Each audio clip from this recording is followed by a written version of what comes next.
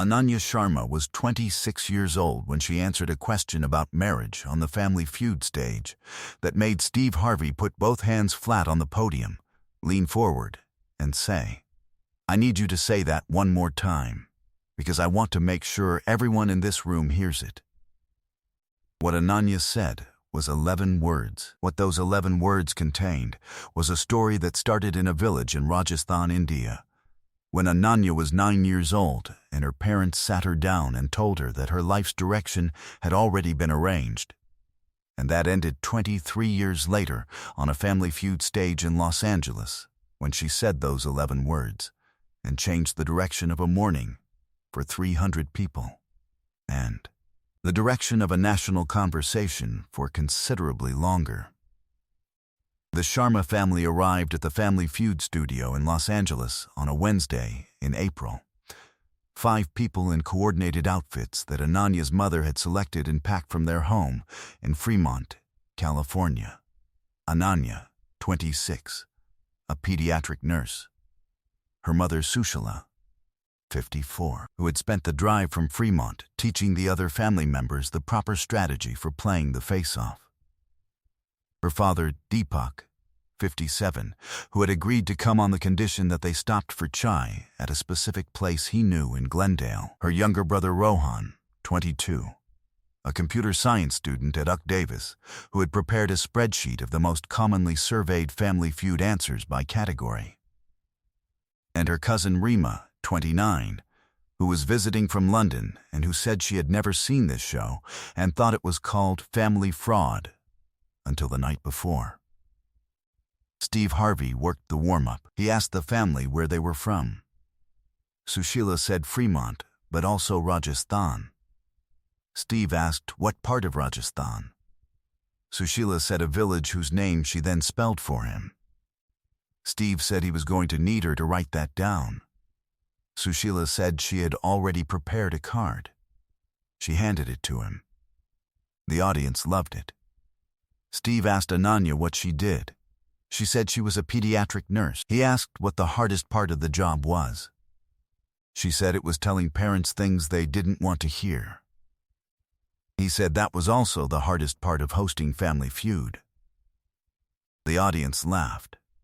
Nobody in that studio knew what Ananya had already told herself she would say if the right question came up. Ananya's parents had been married to each other in an arrangement made by their respective families in 1989, before either of them had finished university. It was not unusual for the time and place. It was, in the world they came from, the ordinary architecture of adult life. Sushila had told Ananya about the arrangement when Ananya was 9, not as a warning, but as information, the way parents pass on the customs of their world. She told her that when the time came, the family would be involved in finding the right person, that this was how things were done, that love could grow from a good foundation the way plants grow from prepared soil. Ananya had grown up holding this information carefully, the way you hold something you haven't yet decided what to do with. She had watched her parents. They were not a love story by the American definition. They had not fallen for each other in a coffee shop or been struck by lightning at a party. But they were something. They knew each other with a depth that Ananya had only gradually understood was not accidental, but earned through 25 years of choosing each other in the ordinary daily moments that are not dramatic and not cinematic, but that constitute, in their accumulation, an actual marriage. When Ananya was 19, her parents began, gently, carefully, with no ultimatum attached, the process of meeting families with eligible sons. She met 4 young men over 3 years. She said no to all 4, for reasons she could articulate clearly and that her parents accepted without argument. By the time she was 22, the process had quietly paused. By 23, it had stopped. But that wasn't the part of the story Ananya was carrying onto the Family Feud stage. The part she was carrying was what had happened when she was 24, when she came home to Fremont for Diwali and sat across from her parents at the kitchen table and told them that she had been seeing someone someone she had met at the hospital where she worked. A man named David, who was not Indian, who was not Hindu, who was not from any world that mapped onto the world her parents had been born into. She had been seeing him for 14 months. She had waited 14 months to say it, because she had spent that time trying to understand what she was doing, and whether it was real, and whether she was going to ask her parents to open a door that they had not been prepared for. She told them on the third evening of Diwali. Her father finished his chai. Her mother looked at the table for a long time. Then Sushila looked at Deepak and said nothing. Then Sushila looked at Ananya and said, "Tell me who he is." Not, "We cannot accept this." Not, "What will people say?" Not, "This is not how our family does things. Tell me who he is." Ananya had prepared for a conversation that required courage. She had not prepared for a conversation that required only description. She described David for 2 hours. Sushila asked questions about his work, his family, his values, whether he was kind to patients and to people in restaurants and to strangers. Deepak asked whether he made Ananya laugh. Ananya said yes. Deepak said that was important. They all had more chai. Nothing was resolved that night, and nothing needed to be. The resolution came later, in the form of a dinner the following month, and then another, and then a Sunday afternoon in the Sharma kitchen, where David learned, incorrectly but enthusiastically, to make 3 dishes with Sushila's direct supervision. It came in the form of Deepak teaching David 2 words of Marwari that are used only for family, and of David using them correctly on the first try, and Deepak pretending not to be moved. And then Ananya's relationship status came up on Family Feud. The question was, name something people say makes a good marriage. Ananya pressed the buzzer. Steve pointed to her. She said, "My mother's willingness to say, 'Tell me who he is,' instead of no." 11 words. Steve Harvey put both hands flat on the podium. He looked at Ananya. He looked at Sushila in the back row of the audience, where she was sitting because the Sharma family had 6 members and the stage only held 5. He looked at the floor. "Say that again," he said, "because I need everyone in this room to hear that." Ananya said it again. Steve stepped back from the podium. The studio fell completely silent. The audience went quiet in a way it hadn't all episode. Even the crew members had stopped what they were doing. Steve turned to the camera. "This has never happened in my career," he said. "Not once in 39 years of this show have I heard an answer that just made me rethink everything I thought I knew about what a family is supposed to look like." He looked at Sushila in the audience. "Ma'am," he said, "I just want you to know that what you said to your daughter, 'Tell me who he is,' that is the whole thing. That is the whole entire thing. That is what love looks like when it's bigger than itself. When it's bigger than what you planned and what you expected and what you were given as the definition."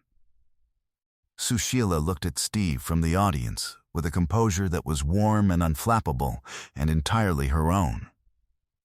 She said, simply, "She is my daughter." Steve nodded. He said, "Let me tell you something. I came from a world where love had conditions, where who you were and who you came from determined who you were allowed to become. And the people who loved me through those conditions, the ones who said, 'Tell me who you are,' instead of 'This is not allowed,' those are the people who changed my life." He stopped. "Because, years ago, I needed someone to say, 'Tell me who you are,' instead of, 'This isn't how we do things.' And the ones who did, I am standing here because of them." He wasn't done. He turned to the stage and said, "Stop everything. This show is not going to move to the next question. until I do something. He took out his phone and called a women's health and cross-cultural family advocacy organization that he had quietly supported for 4 years.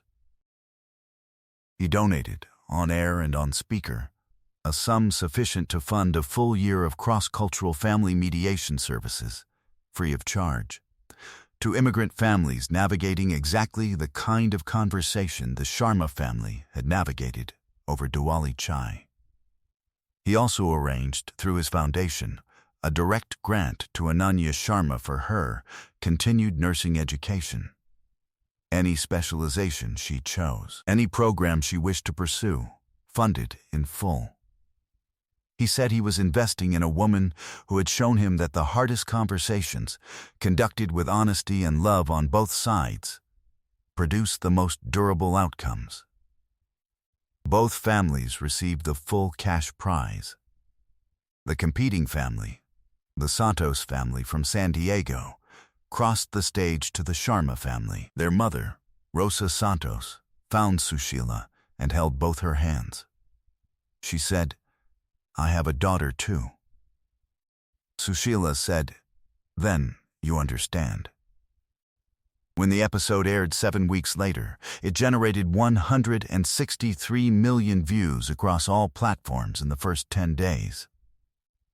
The 11-word answer was quoted in newspapers in 40 countries. In India, the story ran widely, particularly Sushila's response, which was translated into 17 languages and shared in WhatsApp groups, community forums, and family chats across the subcontinent.